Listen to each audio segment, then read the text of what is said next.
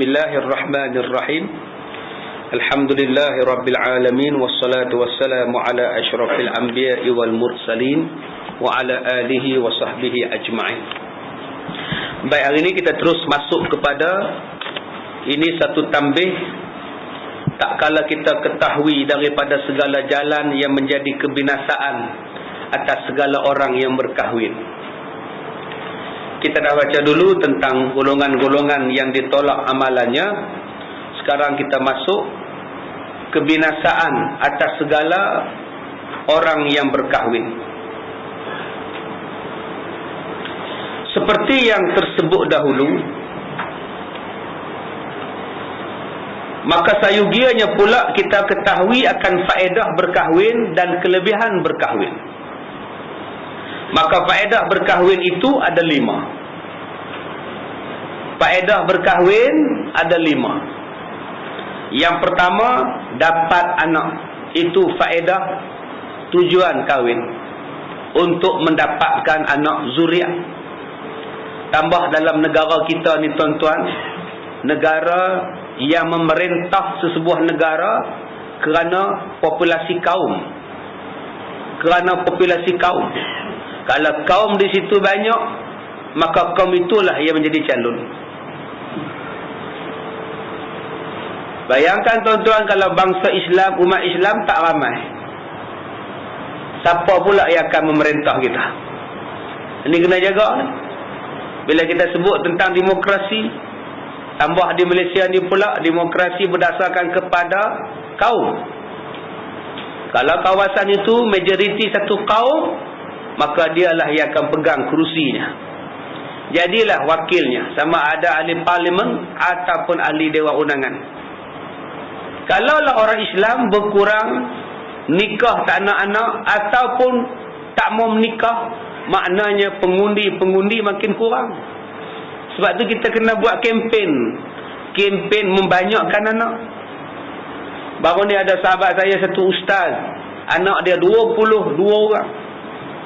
Makna daripada dia saja 22 pengundi tu.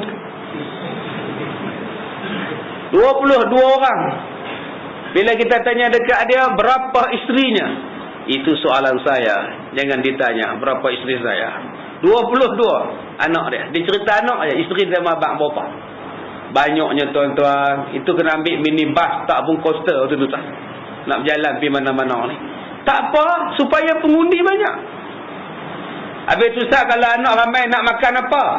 InsyaAllah Tuhan bagi rezeki. Kena buat dah tuan-tuan. Orang Melayu jangan duk sikit anak. Orang Islam jangan duk sikit anak. Sikit anak, sikit keturunan, maknanya sikit pengundi. Bila sedikit pengundi, bangsa lain pula duk beranak banyak, mereka pula jadi wakil rakyat kita. Lama-lama siapa memerintah dan siapa diperintah.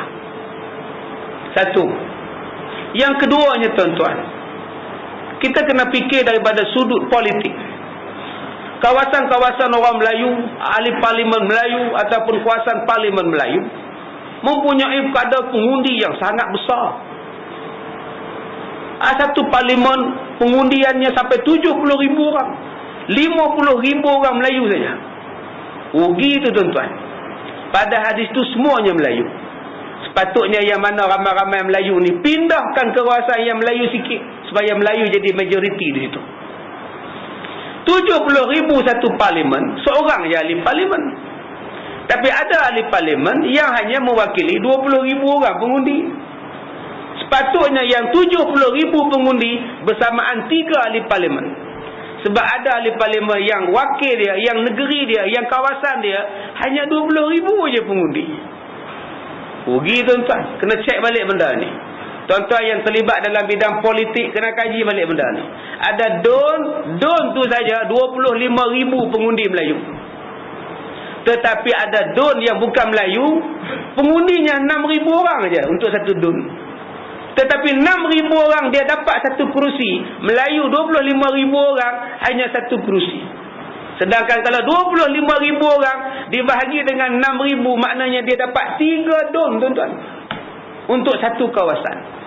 Melayu ramai tetapi sikit wakilnya. Sebab kawasan Melayu terlalu besar, kawasan yang bukan Melayu sikit tapi dapat satu kerusi. Kawasan Melayu berpuluh ribu satu kursi. Kalau kira-kira nisbahnya tuan-tuan, kawasan Melayu yang berpuluh-puluh ribu orang itu sepatutnya dipecahkan lagi kepada banyak don dan banyak parlimen supaya kuasa Melayu banyak bercakap. Tapi sayang kita tak nampak benda ini. Kita bagi pada bangsa lain walaupun kawasan dia sikit saja pengundi. Tapi bagi pasal majoriti dapat, maka dia bersuara malah-malahan kadang-kadang berkuasa hanya kerana dia bawa kursi itu, sedangkan pengundi dia sangat sedikit nak dibandingkan dengan nisbah orang Melayu. Ini kena tengok belah-belah Kelantan, belah Kedah, ya, belah Perak, kawasan majoriti banyak Melayu, tapi sayang wakilnya tetap seorang. Berbeza dengan bangsa-bangsa yang bukan Melayu yang duduk di kawasan DUN atau parlimen, pengundinya tak ramai tetapi dapat tetap satu kerusi dan sebagainya. Benda ni kena kaji balik. Kalau betul macam itu, tak demokrasi nama dia, tak adil. Yang sedikit dapat satu kerusi, yang banyak pun satu kerusi, sedangkan yang banyak itu bersamaan satu kerusi yang sedikit. Jadi tuan-tuan, kalau nak jamin survival orang Islam, survival orang Melayu supaya terus berkuasa, pastikan benda ni dikaji balik. Dan yang kedua yang saya sebutkan awal-awal tadi, pastikan orang Melayu beranak ramai. Masalah Ustaz, isteri saya dah 50, Ustaz nak beranak apa? Menikah lain. Tu yang makji marah belakang tu. Kahwin ramai-ramai dapatlah tuan-tuan. Satu isteri 8 kali 4. Tuan-tuan, kuatlah mengundi kita tu. Itulah hikmah dia. Tapi orang tak nampak di sebalik nikah 2, 3, 4. Kalaulah orang faham Islam, sebab tu rupanya ya Islam ni membenarkan menikah lebih daripada seorang. Sekarang baru kita nampak perlunya ramai orang, perlunya ramai orang Islam. Dan nak dapat ramainya orang, salah satu caranya ialah menikah ramai. Dapatlah anak ramai. Bila anak orang Islam ramai, maka umat Islam akan dominan di satu tempat. Bila dia dominan di satu tempat, dia mengekalkan status kuasanya itu.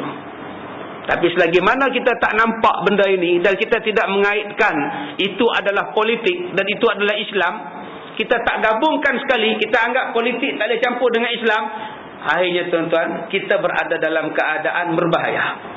Mereka membuat pengubahan, penambahan, pengalihan pengundi untuk menseimbangkan daripada 10% naik 30%. Dulu pengundi mereka hanya 5%, sekarang dah naik 20%, sekarang dah naik 30%.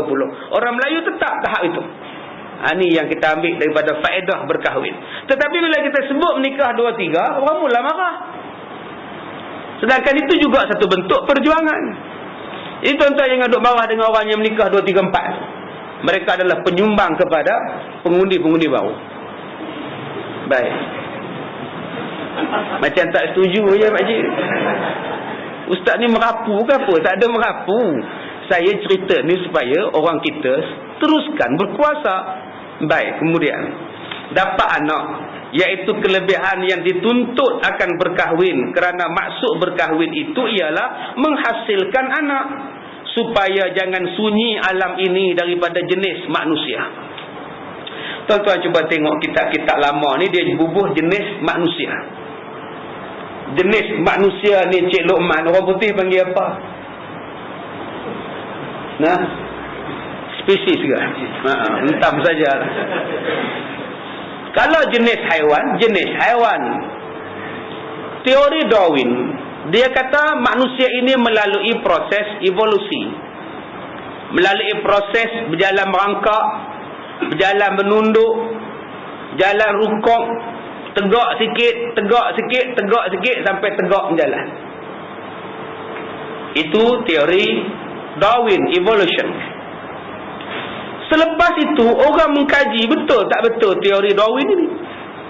Bila mereka kaji, confirm salah.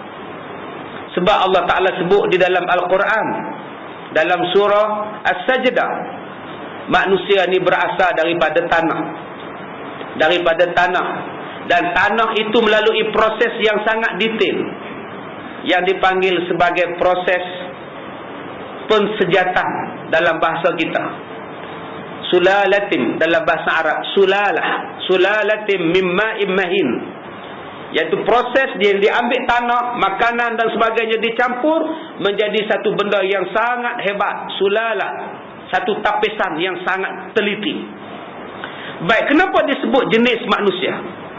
Sebab di dalam organ, di dalam haiwan, di dalam manusia dan sebagainya, dia mempunyai satu sifat kejenisan ataupun sifat kepusakaan.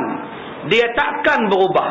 Dalam bahasa tuan-tuan disebut sebagai inheritance, iaitu kepusakaan.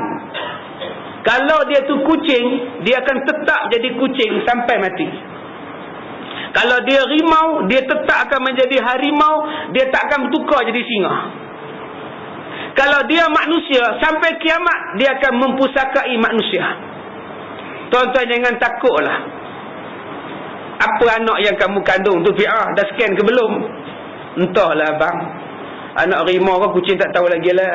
Tak payah takut, confirm manusia. Dia takkan jadi benda lain. Tuan-tuan tengok beruk seekor mengandung. Tuan-tuan kata beruk tu mengandung pregnant, kesian beruk tu. Anak apalah yang dia kandung? Orang ke apa? Memang beruk tuan-tuan. Tuan-tuan janganlah takut. Sebab kita mempunyai kepusakaan. Sebab itu kalau anak kita mati aksiden ke, hancur, terbakar ke, mesti kita boleh detect dia. Dia ni anak siapa? Daging dia boleh beritahu, tulang dia boleh beritahu, darah dia boleh beritahu, gusi dia boleh beritahu, gigi dia boleh beritahu, darah dia boleh beritahu, semua benda boleh beritahu. Rambut dia boleh beritahu, kuku dia boleh beritahu. Ini dipanggil sebagai sistem kepusakaan. Dipanggil sebagai jenis manusia. Maka jenis manusia ini, tujuan dia menikah ialah untuk dapat anak. Supaya dunia ini tidak menjadi sunyi. Dan yang demikian itu muafakat dengan yang diredai oleh Allah Ta'ala dan Rasulnya. Siapa yang menikah kerana nak anak, Allah reda pada dia. Sebab tu jangan duk rancang-rancang anak. Jangan duk rancang. Lepas kahwin 3 tahun pah ya. Lepas 3 tahun baru kita fikirkan anak. Sekarang kita enjoy dulu ya. Selepas 4 tahun baru sibuk nak buat anak. Allah tak bagi dah. Bila Allah tak bagi baru sibuk minta. Terjun kolam sana, mandi tasik sini, minum air sana, jumpa bomo sini, pergi pakar sakit puan, pergi pakar sakit tuan, cari tongkat sana, cari buluh sini. Segala kopi dia telan, kopi janda, kopi larat, semua dia telan. Dulu masa mula-mula kahwin hang tak mau, sekarang ni sibuk. Sebab tu tuan-tuan, kalau Allah bagi, ambil. Cek mengandung, alhamdulillah. Buat sujud syukur, alhamdulillah. Mak mertua kalau menantu telefon, mak jadi pula mak, alhamdulillah. Jangan mak marah, kamu itu lah tak ada beringat. Aku dah tak lalu bela kamu ni. Salin dia tak tahu. Sabar, Allah bagi rezeki.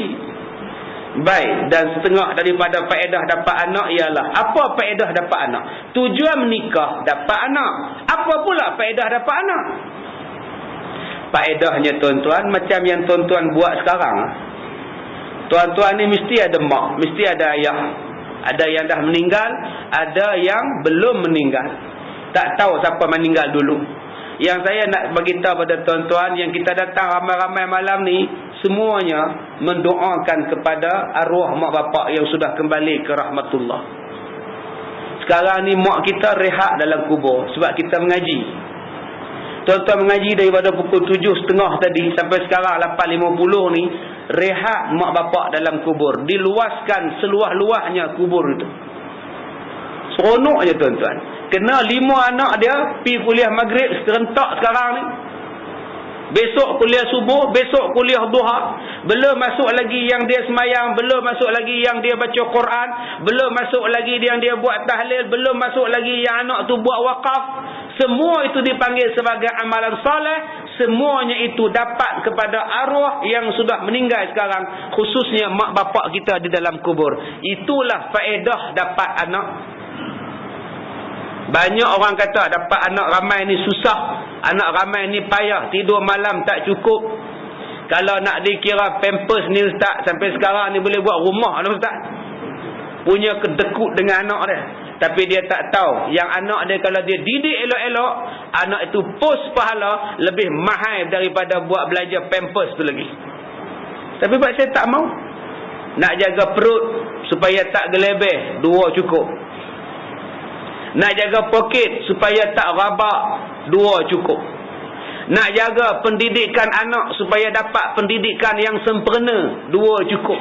Berapa banyak orang yang faham macam itu. Anak ramai-ramai ni payah ustaz. Kita tak sempat nak bagi tumpuan kan tentang pelajaran dia orang kan. Itu yang kita fikir 2 pun cukup lah, sepasang lelaki perempuan kan. Dapat kita tumpukan pendidikan kan. Kata nah, yelah. Tumpu tuan-tuan. Berapa banyak je menyesal bila tua-tua. Menyesal tuan-tuan. Ada satu datin datang jumpa saya bekas ahli parlimen. Ngadu pada saya tentang masalah anak-anak yang tidak memperdulikan dia. Tak ambil kisah pada dia. Ada orang yang datang jumpa pada saya duduk dengan anak. Yang duduk dengan anak, bila dia sakit demam, anak tak jenguk dia. Padahal mereka duduk serumah 2 orang. Duduk serumah 2 orang, anak perempuan yang dah berumur 50-an, mak dah umur dah 70-an. Mak sakit, anak tak jenguk, nak pegang kepala pun tidak, nak sapu ubat pun tidak, nak buat bubur pun tidak, langsung tak jenguk. Datang mengadu pada saya, kecewa dengan perangai anak. Saya dah bagi kemewahan pada dia. Saya dah tukar nama pada dia. Saya dah bagi macam-macam pada dia ustaz. Rumah atas nama dia, tanah atas nama dia. Inikah balasan dia pada saya ustaz? Saya kata pada dia Hajah. Dengan sebab Hajah bagi sekarang, sebab itulah dia balas macam itu. Cubalah jangan bagi tukar nama sekarang. InsyaAllah dia bela kita. Berapa banyak anak-anak yang dah tukar nama rumah, tukar nama tanah, sekarang tak nak bela mak bapak dia. Sebab dah tukar pada dia. Tapi kalau belum ditukar, dia jaga juga. Kok dapat tanah. Dia tuan-tuan janganlah tukar nama siap-siap. Konon-kononnya tak nak bagi anak-anak bergaduh. Tak nak bagi anak-anak nanti bertengkar lepas mati. Saya bagi siap-siap ustaz. Dengan sebab tuan-tuan bagi siap-siap, dia tak peduli tuan-tuan. Dia jaga-jaga. Jadi anak yang saya sebut tadi umurnya 52 tahun. Mak dia 70 lebih dah. Mengadu tak dibela. Saya tanya anak tu kahwin ke belum? Tak pernah kahwin ustaz. Saya kecil hati ustaz. Jadi siapa yang nak bagilah nama ya tuan-tuan. Umur 52. Ya, mudah-mudahan dia boleh bela tuan-tuan. Baik, kemudian. Dan setengah daripadanya ialah mengekalkan berdoa bagi ibu bapaknya selepas daripada mati ibu bapaknya. Iaitu dibilangkan dia. Apa dia doa itu? Dibilangkan dia daripada amalnya yang soleh. Apa dia amal soleh? Tak kira lah. Apa dia amalan soleh? Tak kira lah apa amalan soleh. Janji yang Allah suruh buat, janji yang sunat buat. Soleh itu. Yang fardu ke, yang sunat ke, itu soleh buat. Pergi mengaji, baca Quran, berzikir, bersedekah, berwakaf, pergi umrah, pergi haji. Itu semuanya amalan soleh. Mak bapak dalam kubur rasa sekarang ni. Rasa tuan-tuan. Habis tu ustaz macam saya ustaz tak ada anak. Siapa nak doakan pada saya ustaz? Siapa nak doa? Kalau dah tak ada anak, sendirilah berdoa. Macam mana sendiri nak berdoa ustaz? Dah mati ustaz. Sebelum mati, buatlah wakaf. Udah tahu tak ada anak, udah tahu tak ada waris. Harta bertimbun, buat apa simpan? Buatlah doa siap-siap sekarang ni. Rumah ni saya wakafkan untuk anak-anak yatim. Saya wakaf. Duit saya dalam bank ni ada 400,000. Kalau saya mati ni, saya bagi kat masjid. Wakaf buat masjid baru. Itulah dia yang dikatakan berdoa sekarang. Berdoa dengan harta yang kita ada. Ini kedekut juga. Anak tak ada, siapa tak ada, tak hidup masin juga. Bila mati besok, adik abang dia ambil. Bila dia mati besok, silat-silat Baitul Mal pegang. Baik kita bagi siap-siap. Tuliskan wasiat dan sebagainya. Bila kita mati tuan-tuan senang. Benda-benda itulah yang memanjangkan amalan pahala kita di dalam kubur. Baik, jadi kalau yang mana tak ada anak, gunakan harta untuk mencari pahala dalam kubur. Ustaz, ya. Saya anak pun tak ada, reta pun tak ada ustaz. Macam mana saya nak buat pahala ustaz? Sudah. Apalah Quran. Baru ni di Johor orang hantar mesej pada saya. Dah 30 tahun dikebumikan. Bila dibongkar kuburnya tak reput lagi. Apa amalannya ustaz? Amalan soleh lah tu. Nak harap harta tak ada, nak harap anak tak ada. Gunakan amalan sendiri. Gunakan amalan. Tak reput mayat tuan-tuan. Tah dia hafal Quran ke, tah dia berdamping dengan Quran ke, tah dia mengajar Quran ke, kita tak tahu. Sampai mayatnya tak reput. Allah pelihara. Subhanallah. Jadi tidak ada masalah. Tuan-tuan yang ada anak, didik anak elok-elok supaya dia penyumbang pahala dalam kubur. Tuan-tuan yang tak ada anak, ada harta, gunakan harta supaya harta memberikan online pahala kita dalam kubur. Kalau kita anak tak ada pahala, ibadat apa, harta pun tak ada, ibadat kita, amalan kita, allazina amanu wa amilus solihat, amalan kita. Sabda Nabi sallallahu alaihi wasallam, "Idza mata ibnu Adam in qata'a amaluhu illa min salasin, sadaqatun jariyatun aw ilmun yuntafa'u bih aw waladun salihun yad'u lahu." Apabila mati seseorang anak Adam, nescaya putuslah segala amalannya melainkan 3 perkara. Mati saja anak Adam, dengan dunia tidak ada kaitan. Jangan tuan-tuan kata bila mati anak Adam dia balik rumah malam Jumaat. Sudah tak ada tuan-tuan. Jangan duk faham malam Jumaat dia balik dengar kita baca Yasin. Tak ada dia balik, dia bersibuk di dalam kubur. Kalaulah balik tuan-tuan, ramai rumah kita. Opah balik, Tok Wan balik, mana nak duduk, ramai benar. Jadi demo ni pun ada kubur demo masing-masing lah. Demo udah di alam kubur, tak boleh campur dengan kita alam dunia. Atau ustaz, itu yang kata balik makan nasi di dapur tu ustaz, itu bukan dia, itu hantu raya. Itu membela hantu raya. Jin, setan, itu bukannya dia balik. Dia tak ada kena-mengena dah tuan-tuan. Yang mana dah mati suami habis hadah, nak menikah, nikahlah. Dah habis hadah, nikahlah. Jangan duk kata saya setia pada arwah suami. Dia tak ada makna dah tuan-tuan.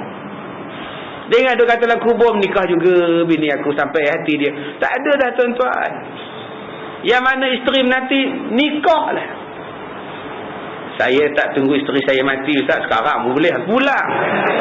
Lantak lah tuan-tuan. Janji halal. Buatlah. Setengah orang sampai nak nikah lain pun tak nak. Setia. Buat apa setia? Lagi sudah mati. Baik. Yang pertama kata dia, bila dah mati, putus kita dengan dunia. Tak ada kaitan dah dengan dunia. Habis. Sedekah yang diwakafkan. Yang pertama, sedekah yang diwakafkan tak putus. Yang kedua, ilmu yang memberi manfaat. Tuan-tuan, kitab Muhimmah ni mahal. Harganya RM2.5.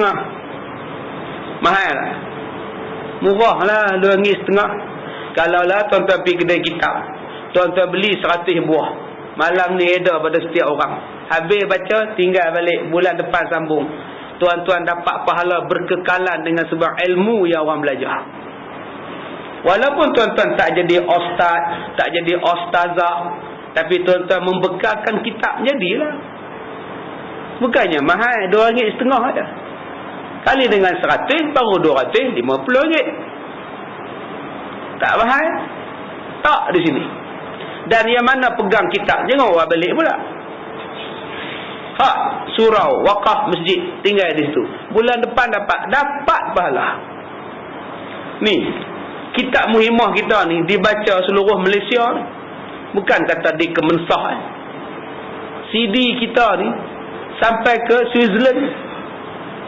Ada orang pada Switzerland telefon saya, ni nombor apa ni? Saya pun nak pening. Semalam daripada Jepun, satu perempuan, laki-laki daripada Jepun, 2 orang.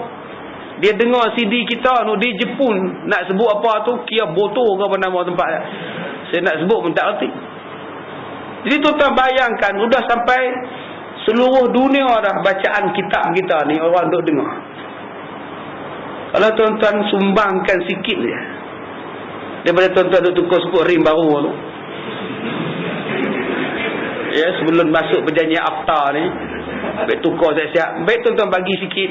Tak, sini Ni Bahrul Mazi ni, pi photostat. Nak beli yang ni mahal. Pi photostat hak Jawi. Yang ni ada hak cipta, tak boleh photostat sama depa pula. Hak kitab Jawi ni dia tak ada. Hak cipta, hak nak cetak lah. Fi sabilillah punya. Baru RM7 untuk satu jilid photostat. Bagi seorang satu. Bila mai kuliah bawa ni. Jangan ustaz je bawa, kita tak bawa apa. Itu pun pahala yang berkekalan sampai hari kiamat dalam kubur. Yang ketiga kata Nabi, anak yang soleh yang meminta doa baginya. Macam mana kita nak tahu insya-Allah anak kita akan doa pada kita? Jawapannya, adakah kita berdoa kepada arwah bapa kita sekarang? Kalau kebiasaan kita doa pada arwah bapa kita sekarang, insya-Allah anak kita pula nanti mendoakan kita bila kita jadi arwah. Kalau kita tak pernah doa untuk arwah bapa kita, rasa-rasanya sukarlah untuk anak kita doa pada kita. Sekarang ni pun jarang pergi kubur bapa, tunggu raya setahun sekali. Macam mana anak kita nak ziarah kita? Batu nisan tok dia pun anak cucu kita tak tahu. Macam mana dia nak tahu kubur kita nanti? Jadi tuan-tuan, kita boleh nilai 3 benda ni sekarang. Berapa banyak dah wakaf yang kita buat? Berapa banyak dah ilmu yang kita manfaatkan? Dan yang ketiga, adakah anak-anak kita mampu mendoakan dengan ibadah kepada kita? Maka berbanyaklah oleh kamu, wahai segala manusia, daripada memberi sedekah dan berbuat wakaf. Jangan kedekut. Jangan kedekut. Siapa yang kedekut, dia rugi di hari kiamat. Yang kedua, tuntutlah belajar. Jangan malas. Dan dengarkan olehmu akan yang memberi manfaat. Pengajian, sila pergi. Pengajian yang boleh memberi manfaat. Bukan pengajian yang tidak memberi manfaat. Ada pengajian yang sia-sia, yang buat letih dia datang, tapi ilmu tak dapat. Dan mintalah doa oleh kamu dikurniakan anak, dikurniakan Allah anak yang soleh. Kerana 3 perkara ini sahaja yang boleh memberi manfaat bagi diri kita selepas daripada bercerai nyawa kita dengan badan kita. Yang lain tak boleh bantu. Ya, perabot yang mahal tak boleh bantu, harta benda tak boleh bantu, rumah tinggal kosong aja. Kereta-kereta tinggal lapuk je. Sekarang ni kereta lapik bata di bawah. Dulu kereta tu hebat. Sekarang ni tayar dah pancit, orang lapik dengan bata. Tak ada siapa nak bersih dah. Tinggal gitu aja. Dulu kolam-kolam ikan dia banyak ikan. Lah tinggal kering kontang dengan nyamuk Aedes saja. Mana tuan dia? Tuan dia tak ada dah. Kain baju dia bergantung je sekarang dalam almari. Mana tuan dia? Tuan dia mati dah. Yang dibawa kepada kita 3 je. Wakaf ada tak? Ilmu manfaat ke tidak? Anak ada tak yang memberikan doa anak soleh? Saya dah kata pada tuan-tuan, kalau tuan-tuan ada harta, pergilah sponsor anak-anak yatim, yang fakir miskin, sponsor dia apa? Pergi mahat-mahat tahfiz, tengok yang mana anak yatim miskin, tolong dia apa? Sebulan 250. Selagi makcik hidup, makcik belanja hang. Mudah-mudahan hang hafal Quran nanti, pahala hang hafal dapat kat makcik. Pasal makcik duk sponsor hang. Mudah-mudahan. Carilah. Daripada duk sedekah tentu halal kat Astro. Dengan Astro tak kira. Sedekah setiap bulan. Bukan dapat edah akhirat pun. Tapi untuk anak yatim, baru ni ada satu perempuan. 3 orang anak, suami mati aksiden, kena langgar lori, pecah kepala. Mai nak duduk di sekolah saya, anak yatim 3 orang.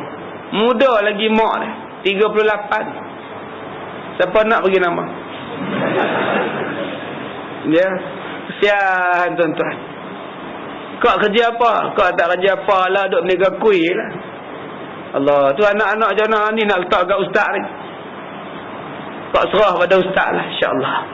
Dia serah anak dia, bukan dia. Nah, tuan-tuan kena faham tu. Kita membantu insan yang lemah, insya-Allah. Siapa tuan-tuan kecil-kecil anak mati balik kerja jual ikan.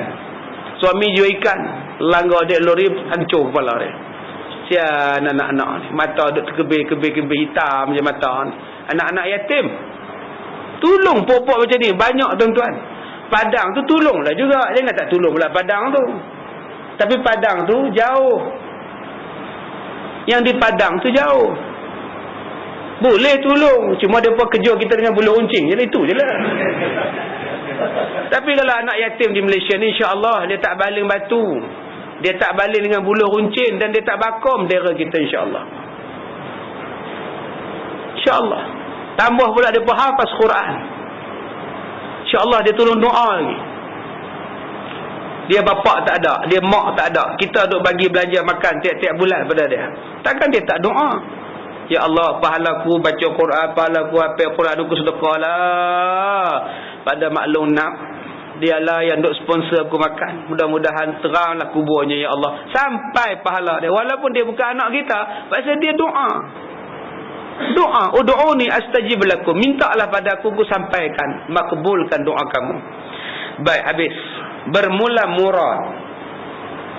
Bermula murad. Murad maknanya yang dikehendaki dengan anak yang soleh, yang di dalam hadis ini tersebut. Apa dia anak yang soleh? Kata dia anak yang mukmin, anak orang beriman. Anak orang beriman maknanya bukan anak kita tu kafir. Kita mak bapak Islam, tiba-tiba anak kita murtad. Anak tu murtad pasal menikah dengan orang Afrika. Murtad. Duk di Afrika ni dia doa kepada Allah, ya Allah, ampunkanlah mak aku, terangkanlah kuburnya. Tak ada makna doanya. Sebab dia orang kafir. Walaupun dia doa kepada Allah Ta'ala, bagi mak dia Islam. Dan kata dia, doa orang mukmin bagi ibu bapa itu memberi manfaat, sama ada ia soleh atau fasik. Yang kedua maksudnya ialah, anak-anak itu walaupun dia jahat sekalipun, tak semayang, tapi bila dia doa, dia sedekah untuk mak bapak dia, tetap sampai. Dia tak semayang, tapi dia buat more atas nama bapak dia, arwah, sampai pahala pada bapak dia walaupun dia tak semayang. Dia ambil more, bubuh lauk dalam mangkuk 3 tingkat tu, dia buat balik rumah, semayang tidak, tapi dia more ni atas arwah bapak dia, dia dapat pahala. Bapak tu dapat pahala. Maka iaitu diberi pahala akan ibu bapaknya dengan sebab doa anaknya, dan sekalian kebajikan anaknya itu sampai kepada pahala kepada ibu bapaknya di dalam kubur, walaupun anaknya itu fasik sekalipun. Janji anak itu buat benda baik. Macam saya kata tadi, anak tu tak semayang, tapi dia sedekah atas nama bapak, sampai pahala tu pada bapak. Yang tak sampai pada dia, sebab dia tak buat amalan semayang. Baik, setengah daripada faedah dapat anak ialah anak itu bermanfaat pada hari kiamat kepada ibu bapaknya, dengan syarat apabila mati anak itu ketika kecil. Faedah kedua dapat anak ialah kalau anak tu mati kecil, mak bapaknya akan dapat manfaat di hari kiamat. Nabi bersabda, inna tifla yajurru bi abawaihi ilal jannah, bahawasanya sesungguhnya anak-anak kecil yang mati menarik kedua ibu bapaknya masuk ke dalam syurga. Salah dia, ustaz, anak saya tak mati-mati, ustaz. Balik nanti jangan tuan-tuan picit hidung pula, pergi pekuk dengan bantai mati budak. Kenapa abang bunuh anak kita, abang? Mudah-mudahan kita masuk syurga. Iyalah. Itu pun seorang suami yang bengong. Kalau dia mati, redha. Kalau dia belum mati, didik anak-anak jadi sihat, jadi selamat dunia akhirat. Kalau dia mati, sabar. Bukan bila mati saja anak confirm masuk syurga. Dia ada syarat. Syarat pertama, mak bapak mesti sabar. Syarat kedua, mak bapak mesti redha. Kalau mak bapak pingsan, menjerit, melolong, tak dapat. Kalau mak bapak selepas dia mati, anaknya itu mati, diungkitnya sampai sekarang tak selesai-selesai lagi. Diungkit macam-macam, tak dapat. Ini salah ambulans tu lah, lambat sampai. Kalau dia Awal hidup lagi anak saya. Driver tu lah bodoh, kata dia. Tak dapat bapak yang cakap macam itu. Sudah mati-matilah. Sudah. Anak tu dah ahli syurga. Ada pelajar saya yang mati, anak dia dalam bulan Ramadan, mati 2-3 hari. Lepas bersalin, mati. Saya kata, akak sabarlah akak. Anak akak confirm masuk syurga. Tak payah buat tahlil, Ustaz? Tak payah. Yang kena buat tahlil akak. Yang kena buat tahlil kita yang hidup ni. Tak, kita ni mati baik kan mati jahat. Tuan-tuan lah kena banyak tahlil. La ilaha illallah, la ilaha illallah. Budak tu confirm syurga. Nak tahlil apa lagi? Talqin pun tak payah. Yang kena talqin, yang tukang baca talqin tu. Kita ni dosa berlambak-lambak. Budak kecil dosa. Apa tuan-tuan jangan duk baca talqin pada budak umur 6 tahun. Ya Ihsan bin Zainal, apabila kami tinggalkan kamu, janganlah bimbang dan gentar. Pirah budak tu ada apa? Malaikat pun tak soal dah dah. Kubung peluk dia. Malaikat jaga dia dah. Yang belum tentu kita, hak umur 60, 36, 76, 69 kita. Kena faham tuan-tuan keistimewaan. Patut-patut bila anak ni kecil mati, alhamdulillah, alhamdulillah. Ini tidak menangis siang malam, tak puas main. Kenapa Allah cepat sangat ambil anak? Banyak macam itu. Kenapa anak saya? Kenapa tak anak jiran saya? Jiran kata, apa anak aku pula? Kata dia. Tak payahlah. Dah mati tuan-tuan. Ini kain baju anak tak diberi pada orang, disimpan, dipeluk, dicium punya bantai anak dia. Anak patung pun dipakaikan dengan baju seluar anak supaya hilang kerinduan pada anak. Ini semua kaut.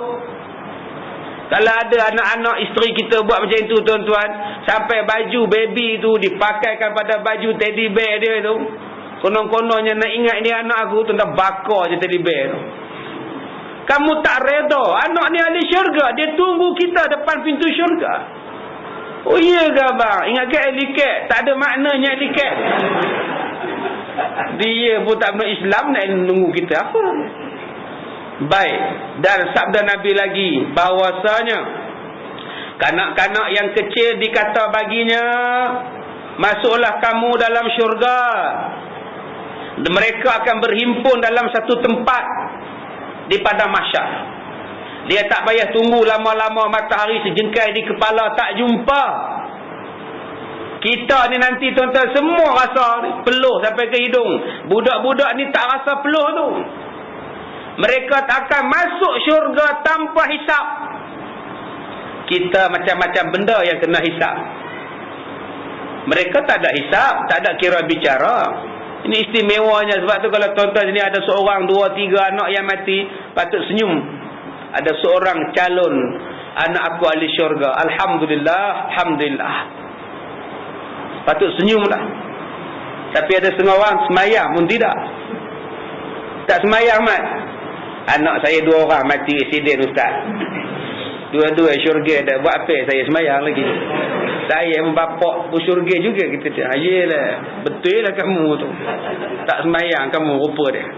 Bila malaikat kata, oi budak-budak, masuk syurga.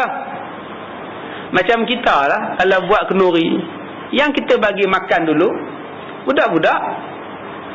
Buat ceramah perdana, nak bagi budak-budak senyap, bagi makan nasi dulu.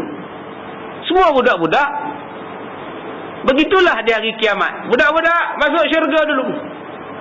Selesaikan kamu dulu. Masuk syurga. Malaikat bawa mereka masuk syurga. Sampai depan pintu syurga, marahlah budak-budak tadi. Kami tak nak masuk dalam syurga. Sudah. Apa? Melainkan bersama dengan kedua mak bapak kami. Meraung depan pintu syurga. Kami nak mak, kami nak pak, kami tak mau masuk, kami nak pak kami nak mak kami. Maka malaikat berkata, bapak kamu, mak kamu tak boleh. Mereka ni banyak banyak urusan. Bukankah Allah Ta'ala kata, setiap satu nikmat kita, Thumma latus'alunna yawma idzin 'anin na'im. Kemudian setiap nikmat yang kamu dapat, semua kami kira. Tu dia tuan-tuan. Semua nikmat. Thumma latus'alunna yawma idzin 'anin na'im. Na'im nikmat. Tuan-tuan, nikmat handphone ada berapa? Nikmat. Allah soal, kamu telefon siapa? Kamu SMS dekat siapa? Allah tanya. Kepiah ada berapa? Kamu pakai untuk apa? Allah tanya. Rumah ada berapa? Beli dari mana? Duit apa? Bayar bulan-bulan tu riba ke dengan bayaran Islam? Allah tanya. Kereta beli dengan apa? Buat apa? Guna untuk apa? Ui, banyaknya tuan-tuan. Pinggan mangkuk, alkorok, alkopal, klorok. Tuhan tanya.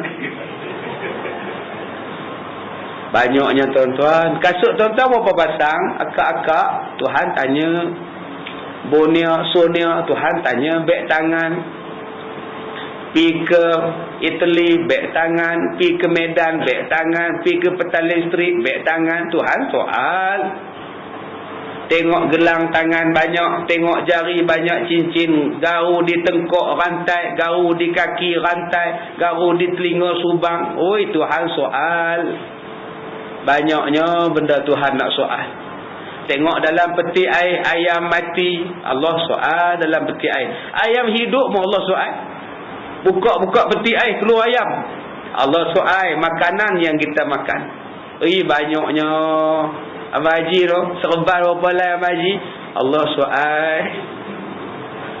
Setiap satu nikmat, tuan-tuan fikirlah tuan-tuan. Duit tuan-tuan, harta kita, berapa banyak lah. Kalau sekarang lah, kalau tuan-tuan nak kira, nak tulis pinggan harta benda tuan-tuan, pinggan mangkuk semua ni, tak tertulis sekarang.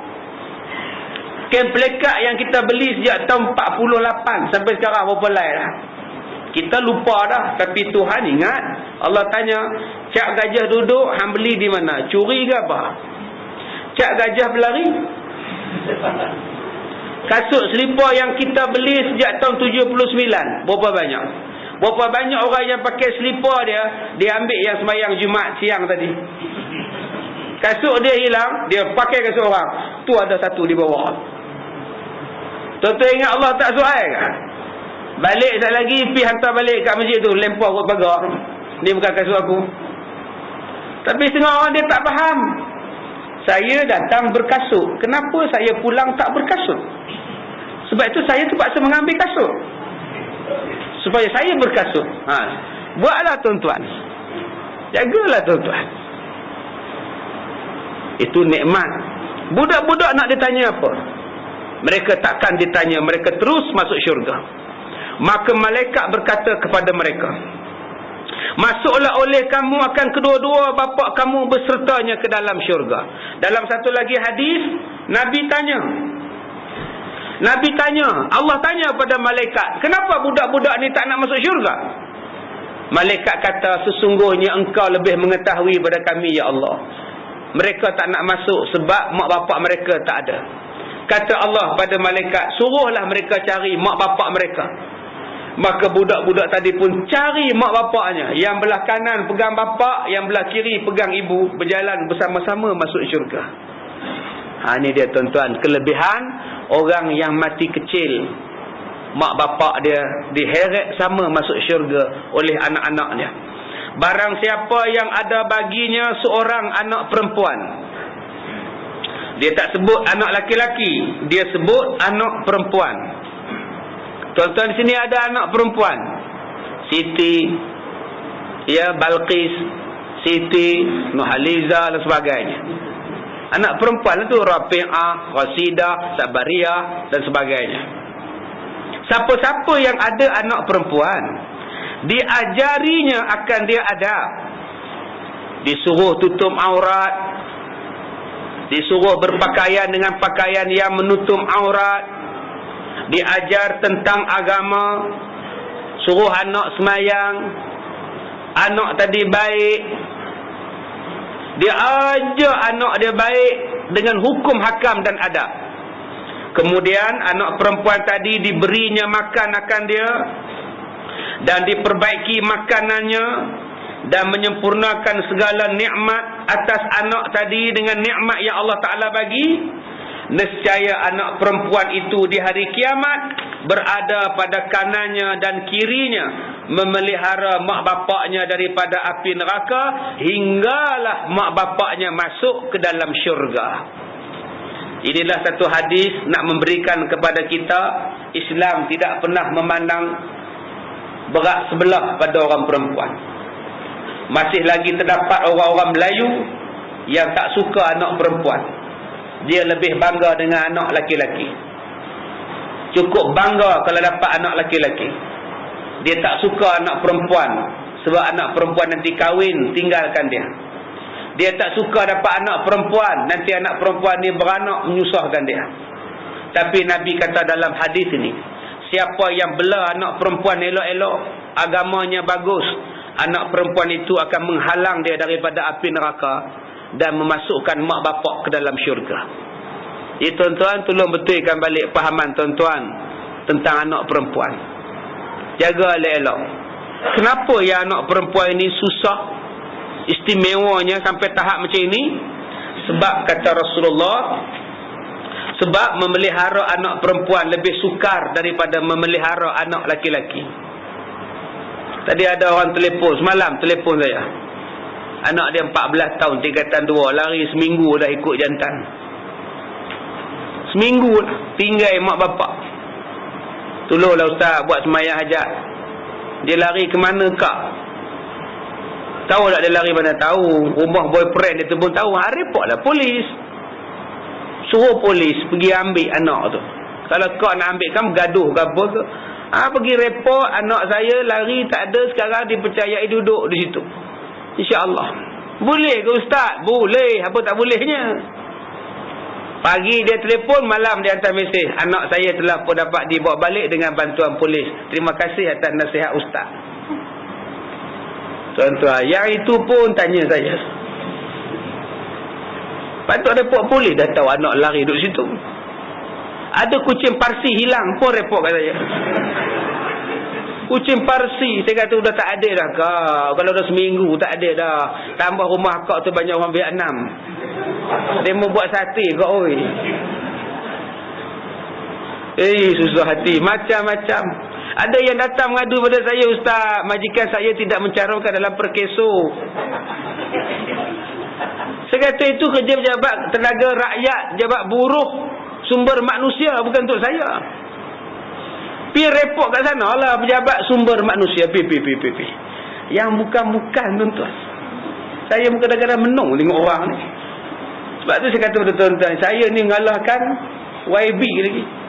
YB tak ada sibuk macam saya. Sibuk-sibuk YB pun open house pergi. Saya langsung tak sempat pergi tuan-tuan. Banyaknya masalah. Ada orang yang buat sembahyang istikharah. Dia nak pergi Mekah. Siapa nak bela anak-anak dia 6 orang? 3 kali buat istikharah, nampak muka saya. Ini saya tak bohong ni tuan-tuan. Dia datang jumpa saya, ustaz. Saya nak hantar tempat ustaz juga untuk bela anak saya. Anak dia yang paling kecil 8 bulan. Tolonglah ustaz. Ya Allah. Nak pergi haji betul ke ni? Masya-Allah ustaz, dah dapat dah kompor dah. KT berapa semua dah dapat. Kami percaya pada ustaz je. Kami buat 3 kali istikharah, 3 nampak ustaz. Alhamdulillah. Ambil lah. InsyaAllah minggu depan dia hantar. Saya cari satu makcik bela anak-anak dia. Yang mana anak yang dah besar masuk kem cuti sekolah. Ya, 29 hari bulan sampai 28 hari bulan 12, 29 hari bulan 11 sampai 28 kem cuti sekolah. Sebulan di sekolah saya. Siapa nak hantar anak dia masih lagi dibuka. Hantarlah. Yang paling kecil 8 bulan tuan-tuan. Ada orang yang lepas semayang di masjid dia hantar mesej. Saya semayang di masjid, semayang duha semua-semua, lepas aja semayang terus nampak muka ustaz. Terkejut saya ni. Saya yakin ustaz sahaja dapat menyelesaikan kekhusutan yang timbul dalam diri saya. Boleh ke saya datang jumpa ustaz? Boleh. Kekhusutan dia ialah nak pinjam duit. Menung tuan-tuan. Tak tahulah. Yang bukan-bukan. Kalau nak kelentong tu kelentong yang betul-betul lah. Ini kelentong siap guna sembahyang duha lagi ni. Dia ingat kita ni banyak duit gemak ni. Ini pun penyakit manusia ni. Baik, kemudian tidak ada rezeki yang diberi akan dua anak perempuan. Dia kata tiada daripada seorang diberi rezeki akan dua anak perempuan. Tadi seorang, sekarang ada dua anak perempuan. Cik Loman berapa anak perempuan? Seorang. Yang ni dua orang pula. Siapa yang ada dua orang anak perempuan, maka dia pun memberi kebajikan kepada anak-anak itu selama anak itu belum berkahwin. Maka kata Rasulullah, bapaknya, maknya dengan aku di hari kiamat macam ini, menjadi jiran aku dalam syurga. Jadi tuan-tuan, kalau teringin nak jadi jiran Rasulullah, bela anak perempuan elok-elok. Yang mana yang tak bertudung sekarang, suruh bertudung. Kenapa daddy ni? Apa daddy? Ayah lah. Dulu ayah tak kisah pun Siti bertudung ke tidak. Ayah nak jadi jiran Rasulullah, pakai tudung. Keluar rumah pakai tutup aurat elok-elok. Jangan duk pakai kain belah lagi. Saya baru ni suruh balik satu hamba Allah datang jumpa saya pakai baju t-shirt, main nak minta ubat nerah hati anak dia. Pakai baju t-shirt yang tengah-tengah ni, sebelah ni. Tudung tak pakai, main t-shirt yang jenis longgar punya. Dia punya ni apa nama, teluk belanga dia tu. Bila duduk dengan saya sekejap-sekejap dia tarik ni, dia tarik heret balik. Udah lunduh ke sini, nampak baju dalam pula. Tarik belah sini, terus belah sini pula. Saya kata, kak pergi balik dulu, kang datang balik. Saya pun susah hati.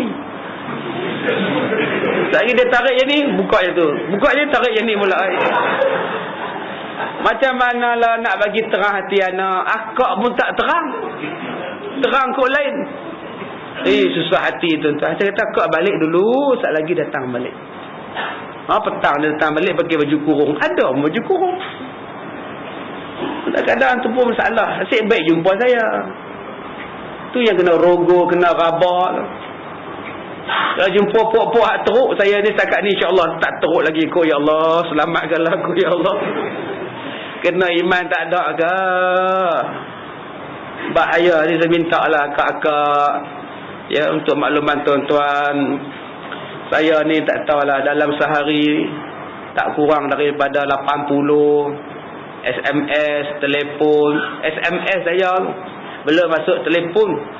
Saya rasa saya datang dari Ipoh pagi tadi pukul 8.30 sampai di KL pukul 12. Saya agak telefon saya 30 kali berdering. Dah lah saya buat kereta. PA saya tidur sebelah. Sak-sak angkat, sak-sak duk pakai ni, sak-sak pakai ni. Dia tak larat jemu lah bukan. Macam-macam masalah.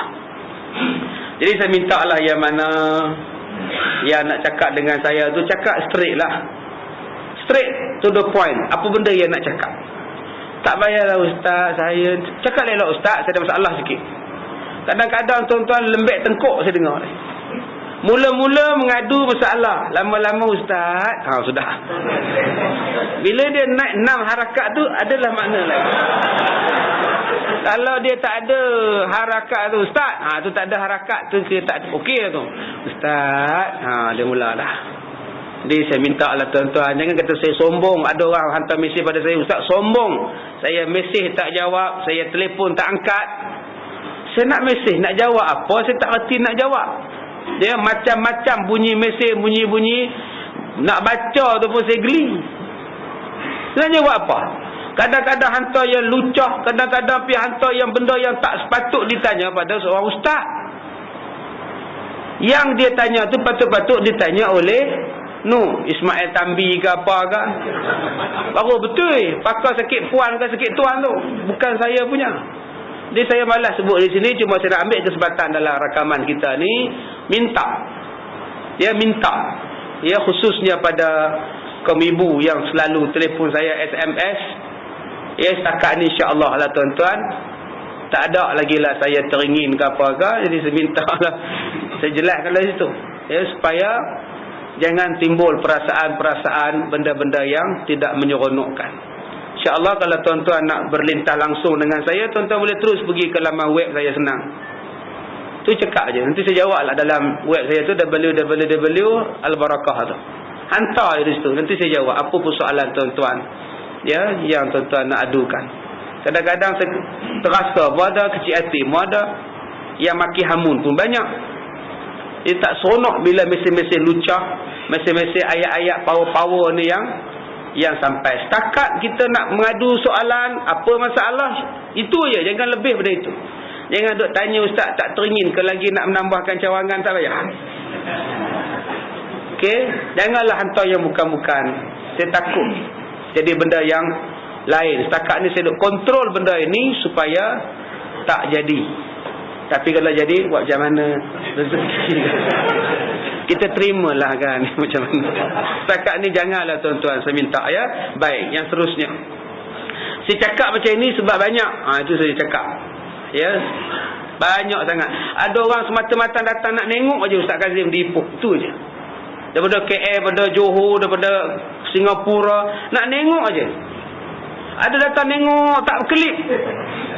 Dalam CD nampak tua.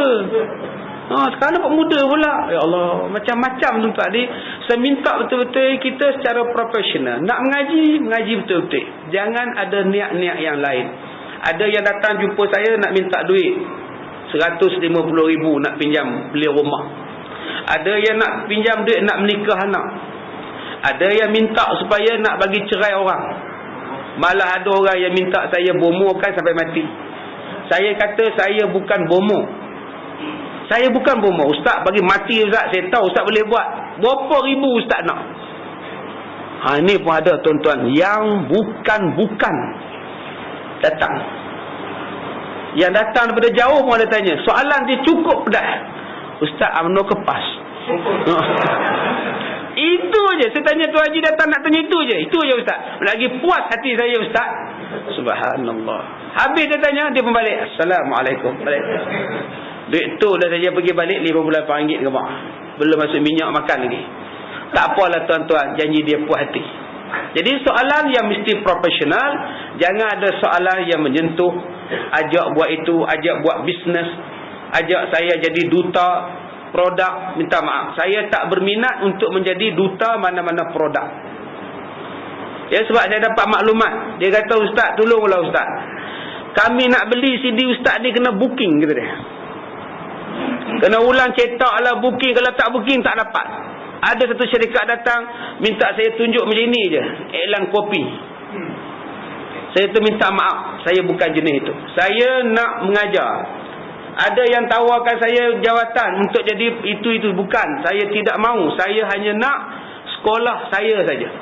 Tambah sekolah saya sekarang sudah pun buka Mahat Tahfiz 2 minggu yang lepas, selepas hari raya. Setakat ni dah ada 20 pelajar Mahat Tahfiz Al-Quran. Dan tahun depan kita akan ambil lagi sampai 40 orang pelajar tahfiz. Lagilah saya nak tumpu pada sekolah saya, sekolah tahfiz. Cita-cita saya untuk buat tahfiz telah pun berjaya.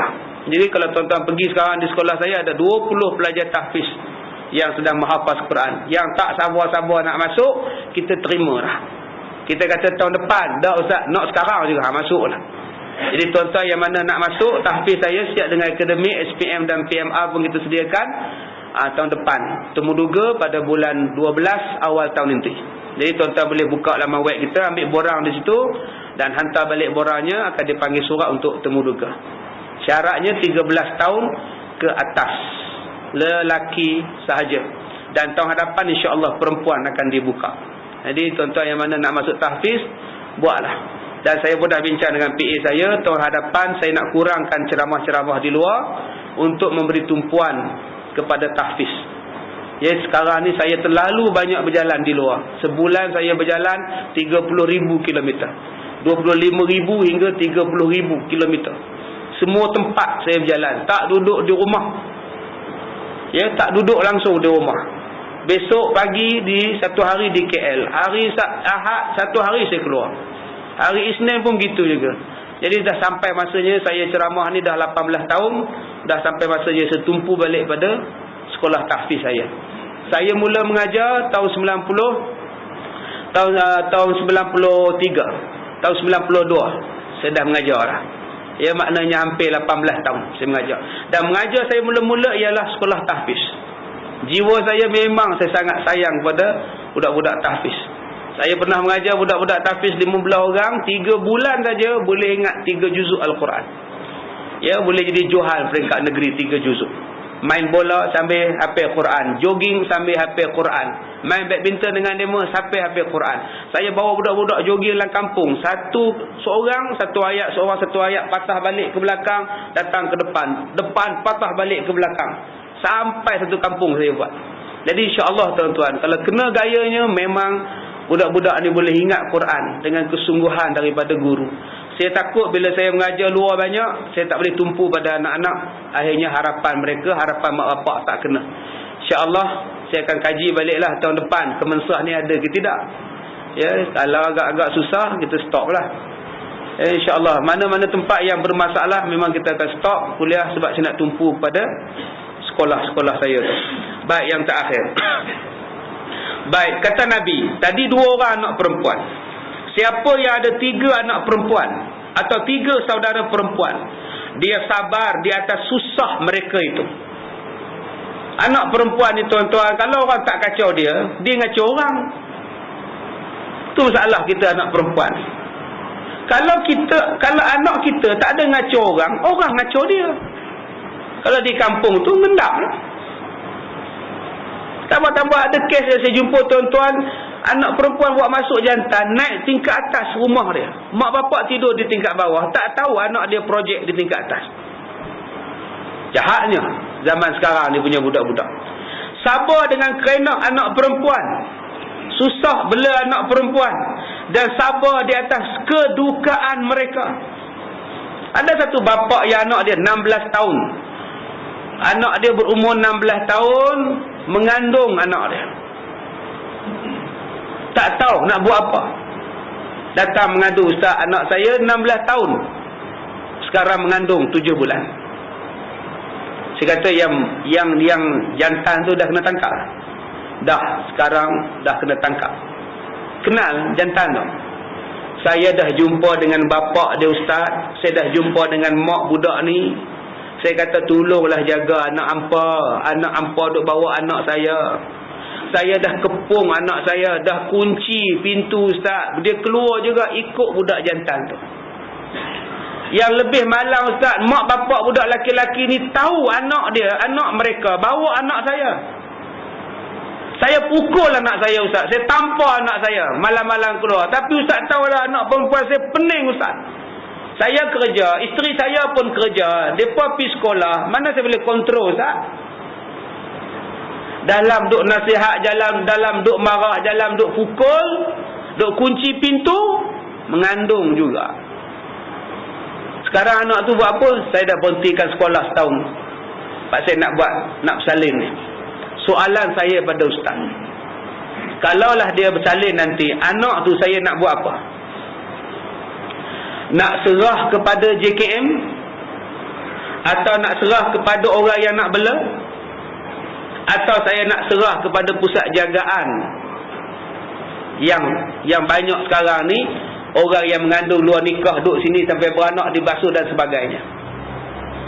Saya kata dekat dia, abang, kalau abang serah pada kebajikan masyarakat, serah kepada orang nak jadi anak angkat, serah pada pusat-pusat asuhan macam itu, anak abang lepas beranak abang bagi, anak abang takkan rasa susah bela anak. Kalau ikut saya lah abang, biar anak abang beranak, bila beranak biar dia susah bela anak malam-malam tak boleh tidur. Biar dia rasa susah menyusukan budak, memandikan budak, basuh berak budak, bawa anak pergi klinik, bawa anak pergi sana, usung sana sini. Biar dia susah. Bila abang pergi hantar dekat tempat orang lain, dia jadi senang balik. Dia tak ingat anak dia tak ingat nak menyusu, dia tak ingat apa, nanti dia buat hal lagi. Bagi saya lah abang bela lah, biar anak abang tu rasa susah. Kalau nak kira malu, benda dah jadi abang. Nak kira masyarakat jiran, Tak mengandung pun kata, mengandung pun mereka kata. Yang penting anak tu tak salah. Bila abang bela anak tu, pahala besar.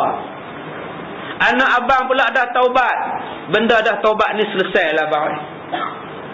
Kalau abang kira pahala, belalah. Kalau nak kira malu masyarakat kata, memang dah jadi lumrah. Dan tuan-tuan, kita sebagai masyarakat kena ingat, mana ada mak bapak yang suka anak dia mengandung tanpa nikah? Tuan-tuan ingat suka ke anak-anak mengandung tanpa suami? Bapak malu, mak malu, mana nak taruh muka? Tuan-tuan, kadang-kadang kita tak tahu mak bapak ni dah marah, dah jaga, dah nasihat, dah pukul anak dia. Tapi anak zaman kita sekarang bukan zaman dulu-dulu. Dulu-dulu pun teruk. Tuan-tuan cuba tengok Seri Mersing tu. Tuan-tuan ingat tak cerita Seri Mersing tu, damak tu? Anak dia lari kot bawah rumah. Lantai tu dia tebuk, lantai dia lari. Itu zaman Seri Mersing. Zaman Seri sekarang ni, anak bunian pun lari, tinggal bunian. Tu nama dia sumpah bunian. Tak mau hidup bunian, nak ikut Adam. Yang mana faham, tak faham sudah. Jadi tuan-tuan, sepatutnya bila masyarakat kita yang ada anak dia mengandung, kita sebagai anggota masyarakat pergi rumah dia. Tak tahulah man, kami simpati pada kamu man. Budak-budak zaman sekarang memang tabiat macam ni. Bila kita tegur marah, bila kita marah lari, bila tak marah sakit mata kita tengok. Kami tumpang simpati pada kamu. Jadi kami anggota masyarakat datang ni nak bagi semangat pada kamu. Kamu jangan malu, kamu jangan apa. Kami faham kedudukan kamu. Sekarang ni jadi benda ni pada anak kamu. Tak semestinya tak jadi pada anak kami. Jadi sama-sama lah kita ambil pengajaran. InsyaAllah kita tolonglah kamu man. Apa patut nak buat pada anak kamu? Kita akan bincang benda ni. Dan lepas ni kita buat satu cara macam mana anak-anak dara kalau naik motor dengan anak jantan ke apa kan. Mulai saat ni kita kena jaga lah. Sepatutnya macam itulah masyarakat. Anak dia isap dadah. Tuan-tuan tahu kan mak bapak yang suka anak dia isap dadah? Tak ada. Tapi mana buat macam mana? Jadi kita jumpa mak bapak dia bagi semangat, bagi kekuatan dan cari jalan. Macam mana nak selesai? Bukan dengan boykot, kutuk, tibai, pulaukan dia. Ini yang kita tak mau. Kita kutuk mak dia. Kita kata tu anak dia yang mengandung tu. Duk mengaji rajin anak mengandung. Banyak orang macam itu. Tu bapak dia tu. Harap duk pergi masjid dia. Tapi anak mengandung. Dia lupa dia ada 3 lagi anak perempuan dia di rumah. Dia tak tahu. Kita kata pada orang, tunggulah tuan-tuan. Dia mai pula pada anak kita. Baik, Nabi kata, siapa yang ada 3 anak perempuan sabar dengan anak perempuannya, nescaya dimasukkan akan dia oleh Allah Ta'ala ke dalam syurga dengan kelebihan rahmat akan mereka. Maka sembah seorang laki-laki, ya Rasulullah, adakah seorang pun demikian? Adakah 2 orang pun demikian? Kata Rasulullah, seorang anak pun jadi, 2 orang anak pun jadi, 3 orang anak pun jadi. Siapa-siapa yang bela seorang anak perempuan, 2 anak perempuan, 3 anak perempuan, sabar dengan kerenah anak perempuan, mak bapaknya beroleh syurga dan anak perempuan tadi penghindar daripada api neraka. Jadi tuan-tuan, mudah-mudahan kita mendapat banyak manfaat daripada kuliah kita pada malam ini. InsyaAllah saya diminta oleh Ustaz Zuhair untuk mewar-warkan satu CD yang cukup bagus, himpunan ayat-ayat dan doa-doa mustajab amalan Rasulullah, yang dibaca oleh Ustaz Ilyas Ibrahim, yang didoakan oleh Ustaz Al-Imam Al-Alamah Sayyidi Syekh Yusuf Mahyuddin Al-Bakhur Al-Hasani. Ya, saya baca di sini tadi Ustaz Zuhair tunjuk ni, saya baca dia punya salasilah ayat-ayatnya. Ya, sampai di bawah ni. Ya, alhamdulillah. Bagi mudah-mudahan tuan-tuan boleh baca untuk amalan kita sehari-harian. Baik, cukup sekadar itu. Sebelum saya akhiri kuliah saya, bagi anak-anak tuan-tuan yang nak masuk tahfiz, ya boleh ambil borang sekarang, dan bagi yang nak masuk kem cuti sekolah pun boleh dibuka. Sekarang pendaftaran dibuka. Saya minta maaf jika terkasar bahasa. Wabillahi taufiq wal hidayah. Assalamualaikum warahmatullahi wabarakatuh.